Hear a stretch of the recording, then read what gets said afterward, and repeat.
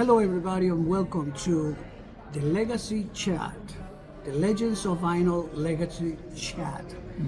It was created so we can bring the stories and the history of all those members of Legends of Vinyl, DJs, producers, entertainers like Mr. D Train himself.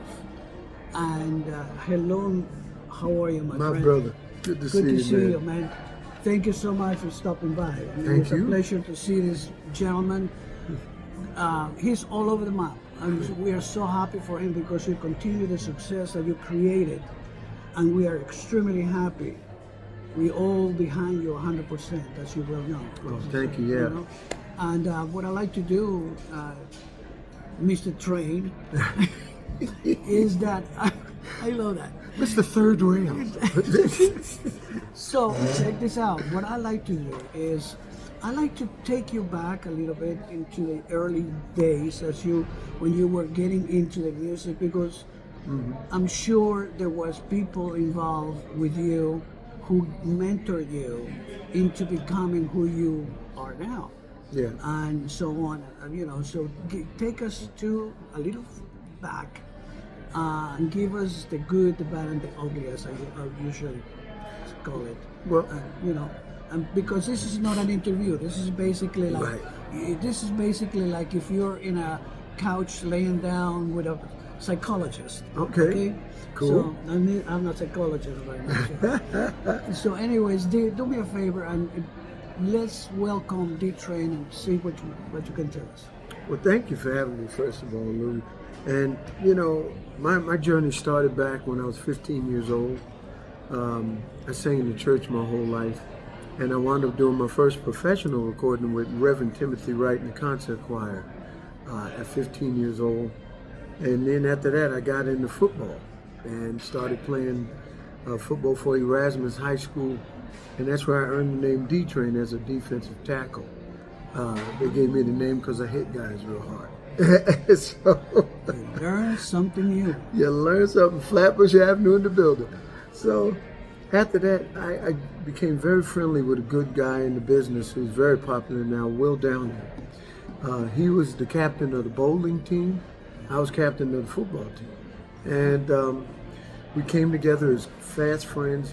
And he taught me a lot about the music industry that I didn't know. Like I would go to his house and he's like, okay, D, this is Earth, Wind & Fire. This is Stanley Clarke and George Duke. This is, a bunch of different artists. So he hit me to, a lot of different music that I didn't know because I was only in the church. My mother didn't want us in the world at all, as you call it. She was a very religious woman. My father always told her, he said, you can have him on Friday.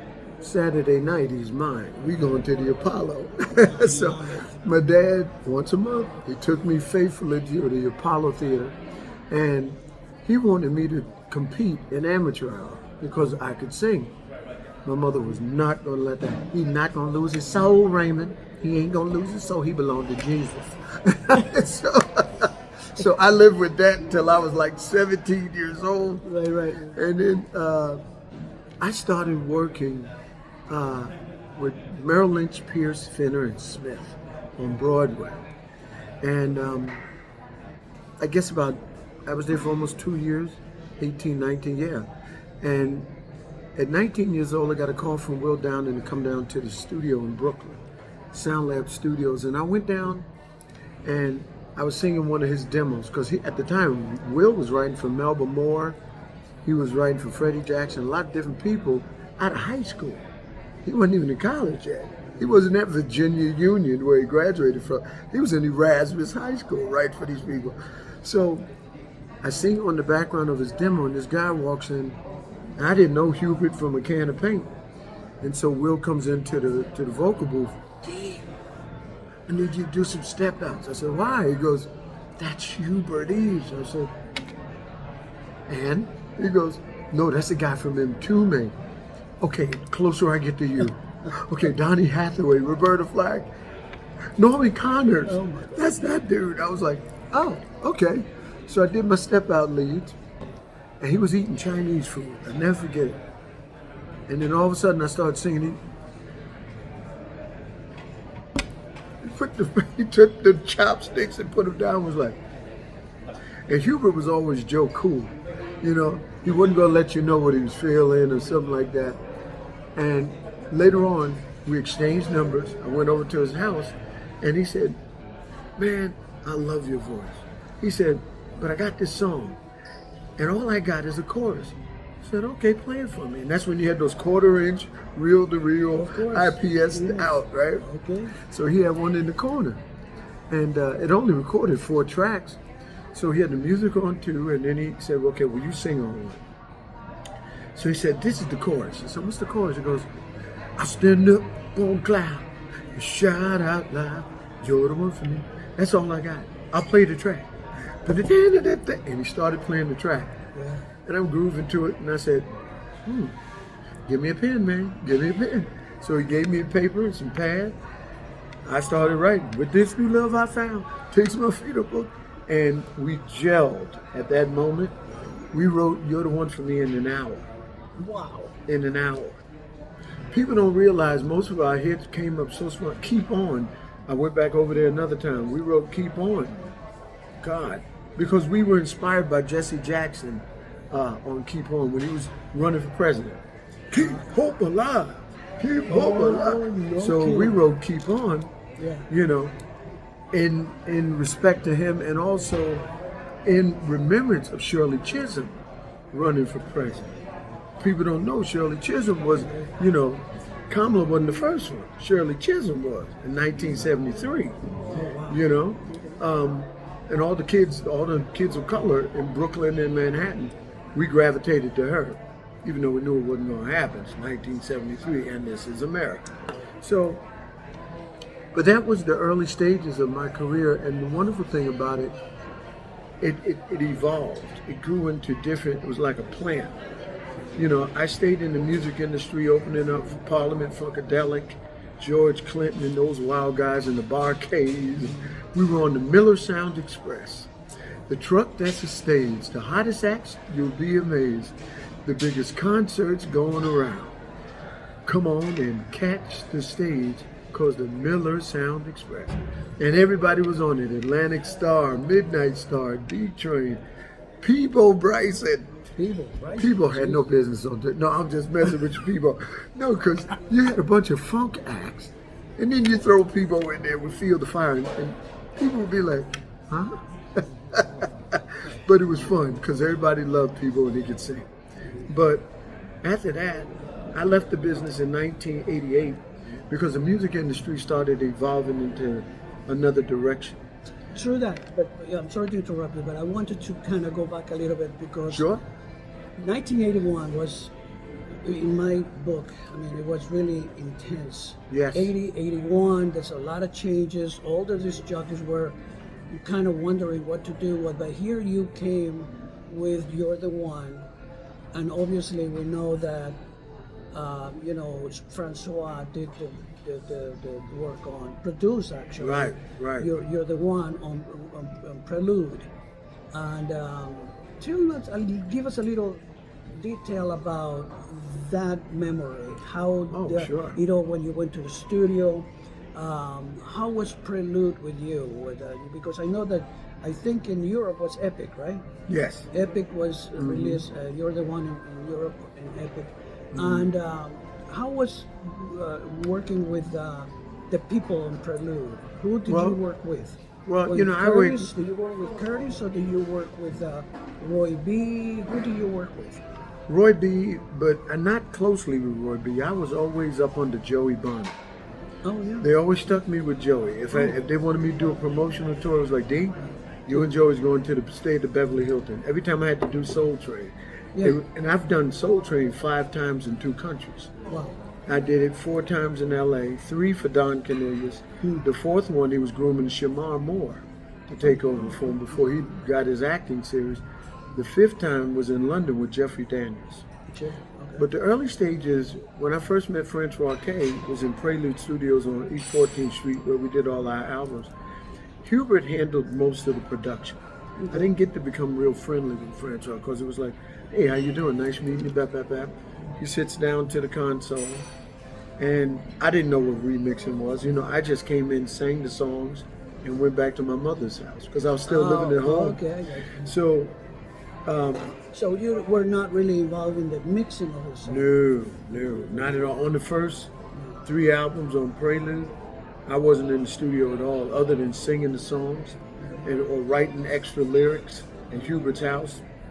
I was like away. When we got to Columbia Records, that all changed because Hubert and I became a production team, and I was in the studio every day. But the early days with Francois K, what was really miraculous to me, I'm 19, I don't know nothing about radio, but when Frankie Crocker put it on WBLS, we were riding down Atlantic Avenue in Brooklyn. He played Francois K's mix first. He played the B-side. I thought Hubert took me off the record. I started cussing him out in his car. Mother, let me explain something to you. You done took me off the record. I did all this hard work. I started going off. He was like, wait a minute, calm down. Calm down. Let it come. He said he's going to play your side. He said, Jesus Christ, there's 2 sides to every record. I was like, I didn't know nothing about that. So we driving down Atlantic Avenue, going over to the Brooklyn Bridge, heading over to WBLS up on 33rd. And we get there, Frankie greets us, and it was really wonderful meeting him because he fell in love with the song. And Frankie was such a mastermind that, like most DJs, when they say, okay, you can go in the studio, you just open the door and go in the studio. Frankie had electronic locks, where when you came in, you couldn't leave until if you had to go to the bathroom, you said, Frankie, can I use the restroom, please?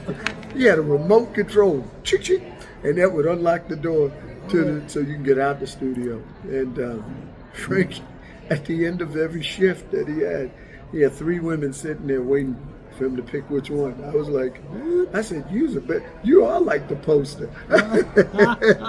You are like the poster. Yeah. And then, you know, we went to, the record broke before Frankie, we went to the Paradise Garage with Larry Levan. And I met Larry Levan, who was a very kind man, and he loved D-Train. And we took the acetates to him after Francois and Hubert did the mixes.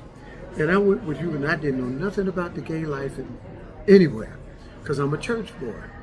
I get in the Paradise Garage, I see 2 dudes making out in that British phone booth, 2 guys in the movie theater making out. I'm walking through the crowd straight to Larry's booth, and one of those dudes grabbed my ass. Oh. I was like, wait, what?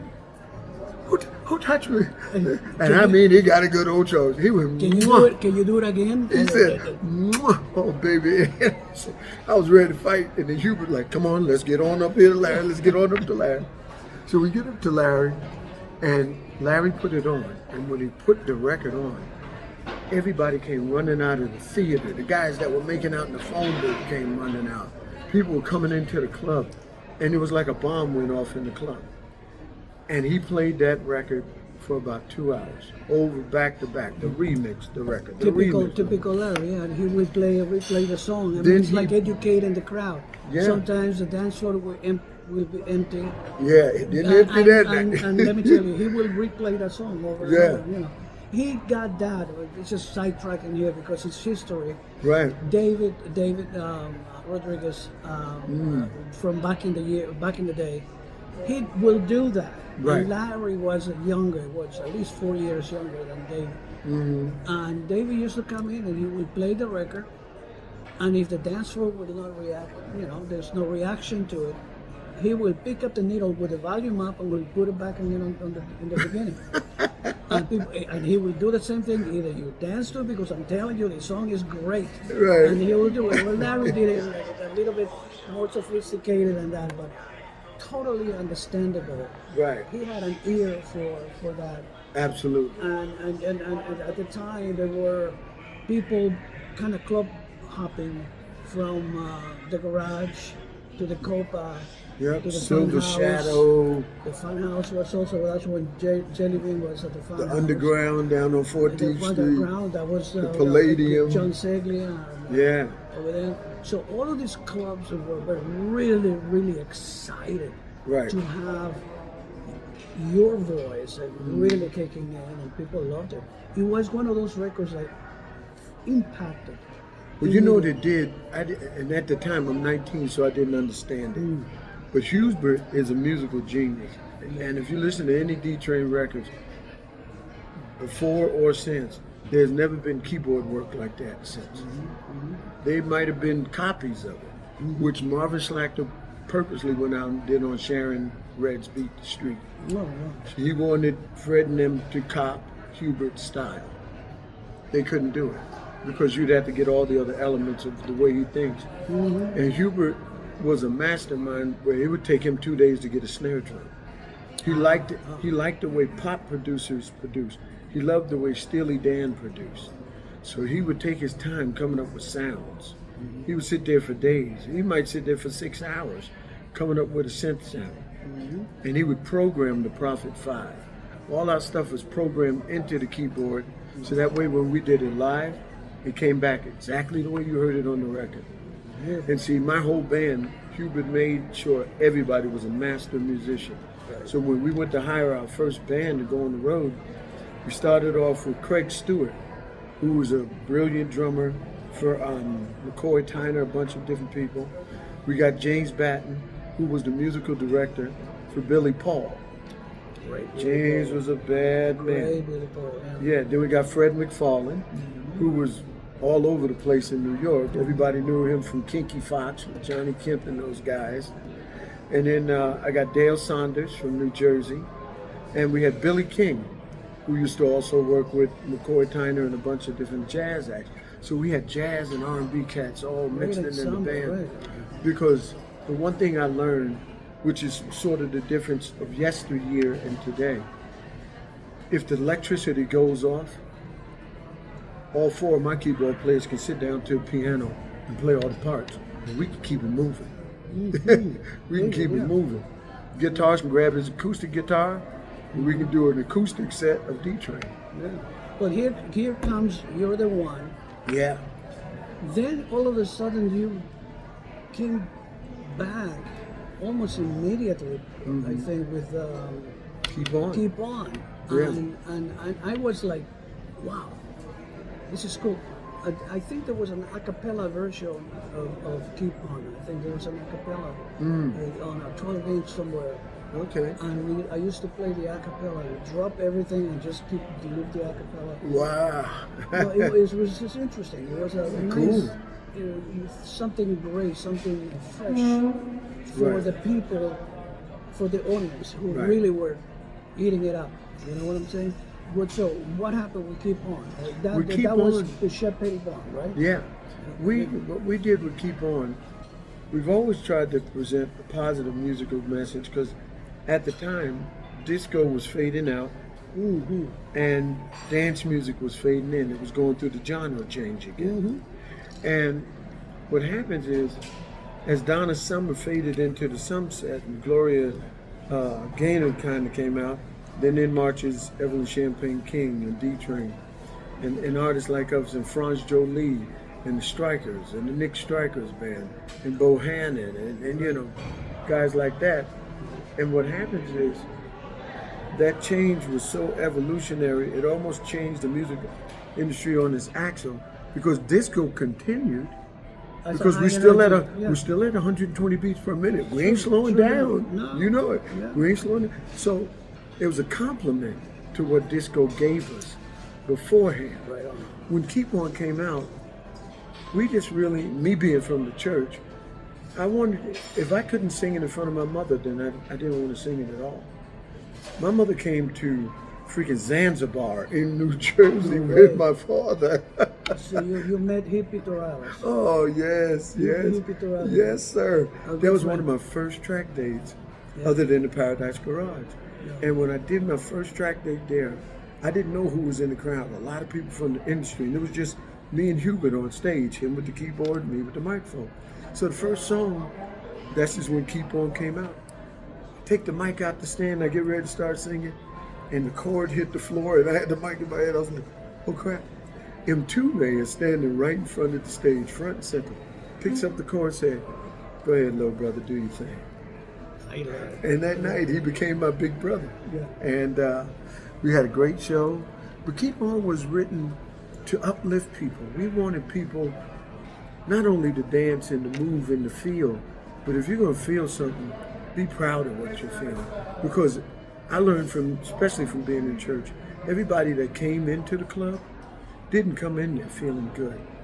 Some of them broke up with their husbands and wives. True that. There was a lot of yes, that's our responsibility to uplift people, Right. to make them forget for at least a little bit Right. whatever problems out there, because everybody has a problem. Yeah. But it's our responsibility to make them forget. And take that away from Take them. that away from them, you know. And what we did with Keep On, we didn't even know that Keep On was going to do what it did. Yeah. We just put it out. Marvin liked it. Stan liked it at Prelude. Right. So we put it out. Joey liked it. You know, as blessed as we were with You're the One for Me, Joey still didn't believe in the group. Joey kept looking at me going, "You're just a church boy, man." So then, you know, Keep On does what it does, but it started getting traction with other artists, like You're the One for Me. You know, but that was later on in the late 80s, like Miles Davis. Because the next single off the next album was Something's on Your Mind. And that went top 5 and crossed from dance all the way over to the R&B charts, to the pop charts. And Marvin was like, "Now you're a pop artist? How do we handle that?" Mm-hmm. They were sending platinum reels to the record label. He didn't know what to do with it. He didn't know how to, and he could get it to the top of the charts and made it to number 5 in Billboard, you know. But what happened was, now you're in a place where, okay, now you got to keep continually doing it. Prelude didn't have the machinery to keep doing it. If it were Columbia, if it were Arista, they got the machinery to keep doing it. They could put publicity. Yeah. Stan and Marvin was a little company on 57th Street. So they didn't know how to do that. They had one promotional guy, Joey Bonner and Roy B. Two promotional guys. So they had 2 guys bringing the records in. If it gets too big, we got to shut it down. We got to shut it down. Because after the album of You're the One for Me, when Music came out, it was going up the charts. And Stan said, they shelved it. Oh. They shelved it in America and shipped the masters to Europe, to Epic, and said, "See what you can do with it." And Epic said, "Are you crazy? This is a hit album." They said, "Well, we don't know what to do with it here in America." So Music blew up in Europe, whereas people in America barely know it. So when Something on Your Mind came out, it was just a continuation of what we started. And we had wonderful years with Prelude, but once we got to Something's on Your Mind, we realized that the machine was too small. And after a while, not because of ego, you become a big fish in a small pond. True. Yeah. You know, because the only competition we had on there, stepping in the door with reality, was Franz Jolie. Franz was the queen of Prelude Records. And so we were like, okay, if that's the mark that we got to get to, we're going to get to that mark. And nothing else was standing in our way. And then after that, you know, when they couldn't do any more for us, it was sad. And we had to do a dissolution and move on. Yeah. Marvin didn't like that. Stan was like, "Leave him alone," you know, because I'm signing the dissolution. Marvin's like, "You're never going to be anything without me. You didn't finish signing yet." "Why are you signing this? Why are you doing this?" And I was like, "Marvin, we got to move on." And we moved on to Columbia with Cecil Holmes and those guys over there. Okay. And Al Teller, and, you know, Walter Yitnikoff was the president at the time. That was 1988. 88 already. Wow. But you were busy in many levels. Yeah, well, we did a lot of clubs. We did every club, like you say, the Copa. I met Jocelyn Brown in the Copacabana. We were doing the Silver Shadow up on 57th Street. We were doing the Underground down on 14th Street, the Palladium, you know, Bonds International, which was a big one on 45th Street. And then Paradise Garage, we did that 4 times, twice with a live band, twice with tracks.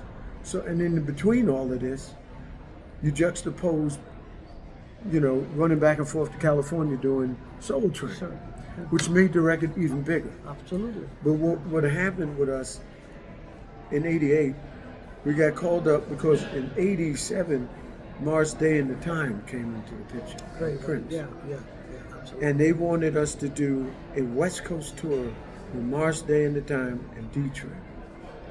And my manager was Tom Hoover at the time, who was a shark. He was working with Norby Walters. And they couldn't make the money right. They just couldn't get the numbers that we needed to be out there on the road that long. These guys had families. So I don't know I think I know he was the biggest promoter of the 80s. And when they didn't match the numbers, they canceled the D Train off the whole West Coast tour. And this guy who was, you know him, I can tell you when the cameras is off. Okay. He got me blacklisted in Los Angeles for the last 35 years. But I didn't know that it was him that did it until I was doing the Songwriters Hall of Fame. And Jimmy Jam came up to me. And I had just met Jimmy Jam. He said, D-Train, I got so much respect for you, man. I love you. But I need to tell you the reason why you've never worked in California for the past 35 years. I was like, damn, really? He goes, let me sit you down and tell you. He said, when y'all didn't do the tour with us, blah, blah, blah, told every promoter on the West Coast, don't hire D-Train, because he ain't coming. And when I say he ain't coming, you ain't bringing him either. And that's what happened. And that's why I never worked. So it wasn't until maybe 5 years ago, the Chulos, the guys that do the cars and all that stuff, they brought me out, the Mexican brothers, they brought me out to LA to do the roller skating ring in downtown LA. And then they had me come back and do another club. And now, you know, different people are bringing me back out to Sacramento and Porterville. This is the most work I've ever had in California. So it's wonderful to be on the West Coast because they know my music, but they've never seen my face. So they know you're the one for me. It's funny, he said, everybody knows your record, but nobody's seen your face. You're like the mystery guy. Everybody loves your voice, but nobody's seen your face. And then when they see me now, it's like, you ain't D-Train. No, you ain't D-Train. Because when I was doing my records, I was 300 pounds. Okay, I was a fat boy. Eating fried chicken, drinking Pepsi Colas and drinking rubber Coke. I was bad. But, so when they see you now, and my hair was about as long as yours, I had the Jerry curl doing the thing, you know what I mean? Thank God, look at him, he still got his. Yeah. No, but listen, my respect to you because of what you've done and you continue to do. From an actor to, you've done pretty much across the board what it takes to be a success. Yeah. And I'm really happy for you because Thank you know, it's not over. You are moving along, you're going to Europe, you're going everywhere, and you also were inducted in 22. He was inducted into the Legends of Vinyl Music Hall of Fame, which we open our hearts and we open our arms and welcome D-Train.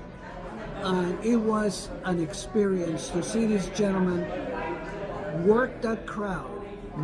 It's always fun to see this man with the energy that he brings out, and you know, and he's beautiful. He's beautiful, and there's so much more that you have. What's going on right now in your mind? I know that you told me a couple of things, but what's in the plan right now? What happened to me was in '88 when music changed and guys started putting their pants around their waist like guys in prison. And I couldn't do that. I just couldn't be that guy. Right. So I transitioned with a woman named Debbie McDuffie, who was one of the lead people in the jingle industry in New York, and Bill Eaton. And they started bringing me to places like 4-4 Productions, Sunday Productions, and I started doing Budweiser commercials. And he said, man, I love you. We're going to get you doing jingles. And Debbie McDuffie called me. I was doing 3 and 4 sessions a day with Debbie McDuffie first. And then I got 4-4 with Nick Domino and Jake Holmes and David Lucas. And then it just spread like wildfire. D-Train's in the jingle business. So I started doing, crushing music with Joey Bonner. Oh God, I can't think of Joey's last name. But Kenny White, and so many others. And what I found was these are the greatest songwriters and producers that never made it in the record industry. And their craft is to create a record in 30 seconds, which took masterful art. Yeah. When you listen to Coca-Cola commercials and you hear, "You like milk and it shows," that's a recording production. That's a television production. But they have to narrow it down to 3 30-second commercials or a 60-second spot and make it like a record. And I learned from these guys how to mix, how to the right equipment to buy for my recording studio. So that's when I really got into the music and started delving deeper into that. And in the meantime, the singers in the business, the Fonzie Thorntons, the Lisa Fishers, and the Audrey Wheelers, they started calling me like, "Yo, D, Audrey Wheeler's calling me up. I'm doing Cher's record with David Morales. You want to do it?" I was like, "Yeah, I'll do shit." We did the Believe album. And then, I get called up to do we're getting ready to do Meatloaf, Bat Out of Hell 2. You want to do it? Did you say Meatloaf? So we wound up doing Meatloaf. We get called up for Korn. Korn was doing the Apollo Theater. "Yo, D, you want to do the Apollo Theater with Korn?" "Sure, no problem." And they sold out the Apollo Theater on 125th Street. First time a rock and roll band ever did that. I think it was 1991. Really? Korn, man, look it up. It's all on YouTube. But then many years later, I'm going into the 2000s now, I started getting into films and movies. Right. But after the jingle business died in 2000 when they went on strike, when God closes one door for me, he always opens another. I get a call from B.J. Stone, who used to be known as Baby Butterball, in Philadelphia, in Boston, Massachusetts. Okay. He was at DAS down there, WDAS. He said, "Man, I got this radio station that I'm working with, and we're just a startup right now. But I would love for you to have your own radio show." I asked Will Downer would he do it, but Will's too busy. "Would you do it? I'll train you for 3 months, and then I'll set you free and you can do it on your own." I said, "Sure, man." And we worked out the numbers and the money. I said, "Okay, it's cool. What's the name of the company?" He said, "Oh, it's called Sirius Radio." I said, "Oh, okay." I didn't know. Sirius Satellite Radio. Sirius, yeah. I went in there, and the guy Joe was the head. I worked on the Maria Carchidi, who was my boss, and stayed there for 8 years. And then they merged with XM, and then they showed all of us the door. Me, Curtis Blow, all of us. Yeah. Said, "Thank you. It was wonderful having you up here." And we left. Shit, yeah. So after that, I get another call. Like I said, the door is always revolving in my life. I get a call from a friend of mine, Spruce Henry, at United Stations Radio Networks on 40th Street, right across the street from Bryant Park. It's owned by Nick Verbitsky and Dick Clark. He's like, "Yo, man, you want to be the musical director over here for the comedy segments?" I said, "Damn right I will." I went in there and I was the musical director from 2012 to 2020. And then they shut down after 2020. So now I find myself, I got a new album out. It's called D-Train, The Other Side of the Tracks. Because it's based off of my learning.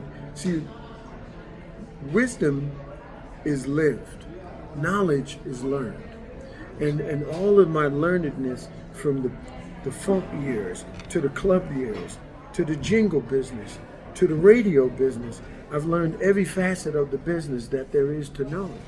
I learned about advertising from Saatchi & Saatchi and gray advertising. Absolutely. So when you learn these things, you say, okay, let me come up with a plan to do something on my own. And what I'm realizing now, that back in the day we had to do the payola thing, have everybody give somebody an envelope. Sure. Nowadays, the new pimp in the game is the radio promoter. And everybody wants to pay him $150,000 to promote your record. Well, everybody can't pull $150,000 out their back pocket. We got families, we got kids. So what I'm learning is, and create your own. Start your own radio station. You got a podcast? Play your records on your podcast. You don't need nobody to do it for you. Get your playlist, put it up there, get your computer ready. You got the world waiting for you. The world is looking at you all the time. If you were famous enough and they love you, Get your own radio station. Well, Tell them you're going to be on Friday night from 12 to 6. that's Boom. what social media is there for. But instead of, you promote, that's a tool that we Right. use. Right. The word goes out there by word of mouth and stuff like that. But yes, you're absolutely right. My first Create your single own. off this new album debuted at #1 on Spotify. I'm being distributed through Concord Entertainment and Sony Music. So I'm happy with that. We had to pause during Christmas because of Mariah Carey owns Christmas. And then the fires out in LA caused my whole team to put everything on pause till like April. So now we're in June, and I'm like, okay, I got to pick up the steam all over again. But what I'm learning being an independent artist and being a newly divorced person, I've never lived alone. I've always been married. I was married for 28 years the first time. I got married at 21, had 2 kids, and lived for the next 28 years with the first wife. Then I got the next wife, and I lived for 12 years. And I learned this is the first time that I'm alone with God. This is the first time I'm allowing him to talk to me. You're not alone. Yeah, you're not You're alone. not alone, Papa. And when he talks to you, it's different because you can create more. You don't have somebody saying, you can finish praying now, dinner's ready. You can finish praying now, I got breakfast on the table. Are you going to come because the food's going to get cold? You know, why are you going to write that song? Can you take a break for about 20 minutes and come eat? Yeah, all of that. And it's not that they mean to do it, but they do it. And you go, and it cuts off your creativity right in the middle, like it's halftime. And you go, oh man, I can't come do this. They can't help themselves. So being newly found single, the world is my oyster, and I believe in me now. I always believed in my ability to sing on stage, to act in a movie. You know, I've done several movies. I did Keeping the Faith with Ben Stiller and Ed Norton, and I did Perfect Stranger with Halle Berry and Bruce Willis. I did the Pokemon movie with, I forgot the kid's name. He recently died, the younger brother of the kid from the Backstreet Boys. Wait. Adam, first name Adam. And his older brother was Nick in the Backstreet Boys. Okay. But I did the television series Pokemon. But then what happened in the 90s, while I'm doing the comedy stuff and doing the movies, different people presented things to George Cucuzella, who now owned the Prelude catalog. Okay. And that's when you learn about Cutthroat. Because behind our back, we find out Puffy sampled Sky's the Limit, put it on Biggie's album. I didn't know it till I went up to the record label. And you go up there and you find out they shipped 2 million copies the first week. So when the guy gave me the information, I forgot his name, James Ruiz or something. Puffy found out he gave me the information and fired him the next day. That was the end of his career. Never got a record job again. After that whole thing, we found out that my song was in Grand Theft Auto 5, the video game. And I'm going, what do you say? They sold 1 billion copies the first week. Excellent. I have yet to get $1. Come on, 4Kids Entertainment. Holler at man. You have Holler to go at after brother. that. But You know? don't call our friend. Yeah. Don't do Yeah, man. We So, know you know, it's somebody- been a we know wonderful somebody career. who is after this guy right now. Oh, yeah, I know. Look. And I ain't even worried about it because I tried to hire 3 law firms that were afraid to go after it. But I realize now, being a free man and being on my own, that what God has for me, can't nobody block it with their intentions, with anything. It's already mine. All I got to do is sit back and wait for it to come to me. That's all. I'm not going to reach for it, struggle for it. It is It's already mine.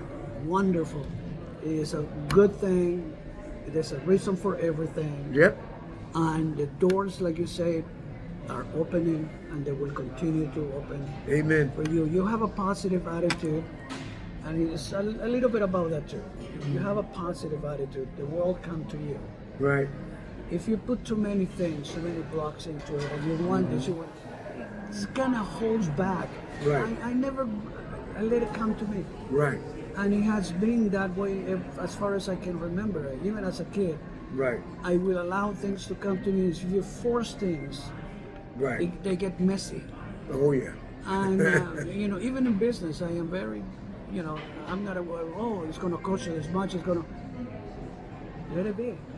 Well, you know what I've learned too, is that when you're always reaching for it, or trying to correct it, because I was frustrated with the Biggie stuff and all that other stuff. And you're going around and I got to find a lawyer and people are whispering in your ear in the business, "You're so stupid. You done sold so many records. You should be getting this." You know how the voices in the industry speak to you.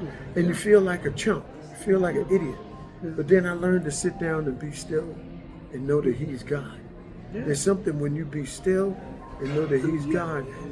Because he's put you there for a reason. Yeah, man. He let it happen for a reason. Yeah. And when you learn the lesson, you get to move on to the next avenue of your existence. Well, it's there. It's just that some people don't see it. It's like my mother just says, it's right in front of your nose and you don't see it. Right. And it's true. You just gotta accept it and and believe.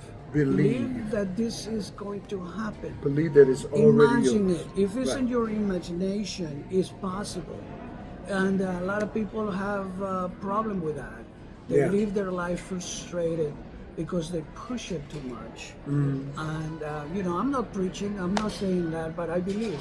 I really believe. I believe that I was going to have the best day today so far. And look who I'm sitting with. You're sitting with some bum from the music. Hey. I love this man right here. I love this him. guy because his positiveness comes through. And I'm sitting here with another gentleman that we all know for years, Charlie Anzalone is there. He's just listening. Yeah. All right. But we did a little something yesterday too. We sat down and he went back in his life as well. But, we need to do something. I know that our minds are working and I'm here for a reason. Creative mind thinks alike. And you know what? I should relax. I have a friend of mine up in Florida, down in Florida, that he says, "Why don't you just relax? You're 73 years old. Just kind of," I can't. No, you can't turn it off. The moment that I feel that I said no more, that's when you close your eyes. I think that I will fall into a depression system. I mean, in myself. Oh yeah. And I have to produce. I have to continue to produce. It's fun. Right. It's not a job because the moment that becomes a job, that's a problem. Right. And you love what you do. We do love what we do. I can't wait to do it. If I do a show, I'm producing a show, I can't wait to be there. I can't wait to see the people, the smiles and the people. Right. And the music and the lights and everything that goes along with it I'm addicted to it. Right. Okay, so let it be. But it's a good addiction. It is a great addiction. It is a good addiction. Happiness is what it is. So so we all have to help each other. What I've learned about happiness is it's a choice. You can choose to be happy. You can choose to be miserable. That's it. It's your choice. I think that we all should help each other. Absolutely. If he's doing fine, let's be happy for this person. Let's be happy for all of those who are doing well. But if you are kind of look at him, he's making money, he's working, and you feel miserable, guess what? You deserve it. Yeah. I'm sorry, but that's as simple as it gets. The universe gives you what you ask for. Yeah, you get what you get. Yeah. You ask for it, and see, sometimes when you're reaching for it too much, it signifies that you're looking at the aesthetics of the outer world. Yeah. When you should be working on the inner world. Right. And when you work on the inside, everything manifests itself on the outside. And I think you have a new generation watching you. And I'm sure they wanted to be like you because you're a good role model. Okay? Pretty much in everything that you do. You are sending a message right now to them, to those new minds out there that we need in this industry. We need people with a lot of talent to bring back our industry as when he started back in his early days as a young kid. He wanted to write, he achieved everything he wanted. What would you say to them? What would you give them? Give them a little message of D-Train. Well, first, shout out to Louise Rizzo and the Legends of Vinyl. Thank you. I love you, man. Thank you for having Thank me. you so much. I say to young people because I have a son who is an opera singer, How old is he? brilliant opera singer. He is 38 years old. God bless him. He's traveled the world with Wynton Marsalis during the Winter Olympics years ago in London. Right. He continues his work in Toronto, Canada. His wife is an opera singer. She's French Canadian, and I got a little French Canadian grandbaby, curly hair. She looked like she could be one of the little rascals. And we spoil her when she comes up. And I got 5 grandkids, and love all of them. But when you become a grandparent and you're looking at the world, you see the world through their eyes. And sometimes I look around and I feel like hope is lost because we destroyed all of our musical institutions. We got not only rid of Rudy's guitar stores on 48th Street, we demolished them. We turned both sides of the street into rubble. We didn't only close them. So now where's the kids supposed to go to buy an instrument? Where do you go to buy a guitar? You got Guitar Center on 34th Street and 14th Street. That's it. And all of Manhattan.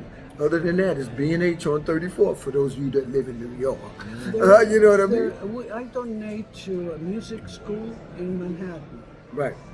and it's for kids. I've been doing that for quite some time now. And I also have been leaving something for them because I believe that it's important to give back, but at the same time know where that's going. And if it's for kids, anything for them. Anything for them. You know what? I take a page out of Asian culture. I studied martial arts and Taekwondo for 8 years in Long Island. Got my first degree black belt. But I stayed for 8 years. I was supposed to test for my second. I blew out my knee. Never went back. I am going to go back to achieve that, to get my second, my third, and my fourth.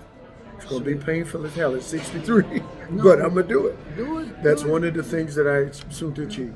Yeah. But what I say that to say this.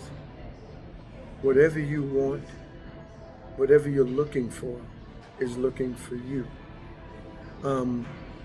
All the kids that are out there now creating music, you don't always have the best examples because everybody's push a button, hit a sample.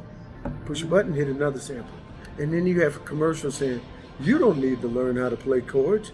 It's already done for you. So you won't know a F major 7 from a G minor. And so what happens is you continue your life in ignorance, pushing buttons, and the world bowing down to you, kissing your toes, telling you you're a brilliant producer. You're a wonderful songwriter. Really? And I'm not trying to chop you up just because of the school of law that I come from. But I had to learn my history. I had to learn about James Brown. I had to, and thank God I got to work with people like the Gap Band and Charlie Wilson and stand on stage with Parliament Funkadelic because my lesson was right up front with Dennis Chambers playing the drums. You know, it made me want to become a better musician myself when I listened to Earl Klugh and George Benson. You know, and what happens is our music stores taught us you don't have to just be an R&B artist because you're black. You can go to jazz, you can go to pop music, you can go to this one, you can go to that one. The thing I learned about charts in America, we segregate our charts. We give them, you're a pop artist, you're a country artist, you're a jazz artist. And what happens is, if you're black, you know what chart you're going on. You're going on the R&B chart, period, point blank. If you're Latino, you're going on the Latino charts.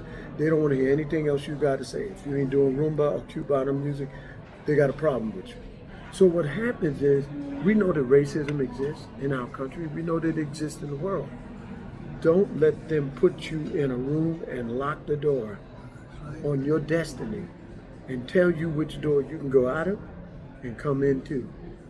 Always set a pace for yourself, but the way forward is backwards. Like what you were saying earlier. If you want to become a great musician, get yourself a book, sit down, learn theory, so you know what quarter time is, what 3/4 time is, what 3/8 time is, so you can create the music that'll last for generations. If you press a note, that music's not going to last for a generation. And even and see, everything now is downloads.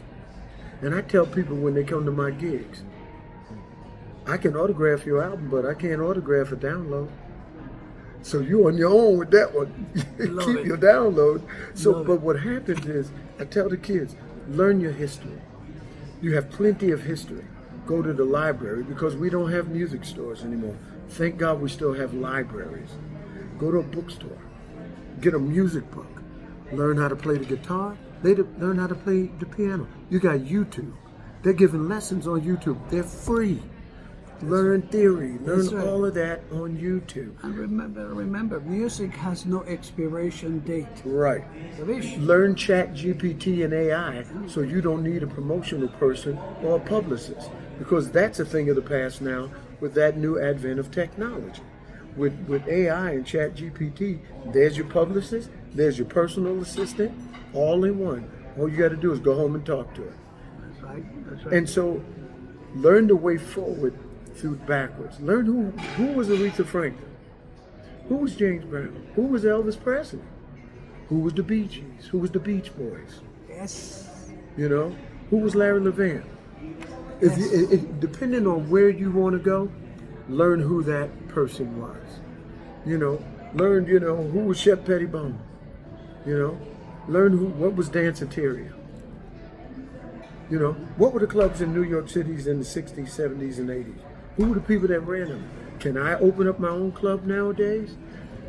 Theories are endless, but faith without works is dead. So until you put your mind to the task and go back there and learn what you need to learn, you're never going to make it forward, because all you're going to do is just copy what everyone else is doing. And my mother taught me one thing: always be a first generation of yourself instead of a second generation of somebody else. Because the world will always give you a block to walk down. They won't let you walk on your own street. They're going to say, well, Louis, you need to walk down that street. You say, no. My path is showing me this light over here. Not everybody's going to see your light. Not everybody's going to accept your gift. And not everybody's going to worship your talent. But see, what happens is, once it comes into the light, and then it starts to evolve and shine, and everybody gravitates to it, talking about, what is that? Is that Legends of Vinyl? Oh man, that's great. Beautiful. Now everybody comes in like, yeah, I know, I told him about that. Yeah, I told him he could do that. Everybody comes in like the rocket science. There's like, oh my Lord. I told him all along he could do it. He wouldn't listen to me. Yeah, right. Okay. Learn your history so you can know your present, and you can create a new destiny for the children that come after you. Because everybody gets 15 minutes of fame. I had my 15 minutes. After me was Teddy Riley. After that was Babyface. After that was Jimmy Jam and Terry Lewis. And they took us all the way through the 90s. But everybody's star rises, and then it fades, just like the sun sets. And it's going to happen to you. You may be shining bright for a long time. You may get a 10-year run. After 10 years, that sucker starts to fade, because there becomes a new John Legend. That's right. There's a new Bruno Mars. That's right. There became a new Boys to Men. That's right. They called them B2K. Okay, so shine your light brightly, but while you're shining your light, learn to gravitate to different areas and learn. Learn about what is publishing. How do I run my own publishing company for myself? How do I not cheat people out of money? How do I run a publishing company or a record company with integrity? Because see, at the end of the day, that's what you win by, integrity. My mother said, work hard, stay humble, and be kind. And I live by those rules every day. And I couldn't have never said the way he has explaining it to you. In layman's terms, ladies and gentlemen, it's indeed my pleasure to be next to this class act gentleman, a person who the industry respects, and we give you the thanks for all you've done, for being part of this organization as well. Thank you. And Legends of Vinyl leads in leaving our legacy in a good place. Yes. I have made it possible for all of our legacy to stay. Even after I'm gone, I have already made that already is in place. So we all need to go to Legends of Vinyl and read a little bit about his history and everybody else who's there. Right. It's just like you said, read Right. and Read. get involved. Right. Get our industry back to where we belong. We Right. have so much more to do. We're not done yet. No. All right? So stand by because we have much more coming your way. And with so much respect, I thank you. Thank and you, brother. remember, I love this man and I thank you, Dave, thank you so much. I love my you friend. too, man. Remember, L.O.V is the message. Peace.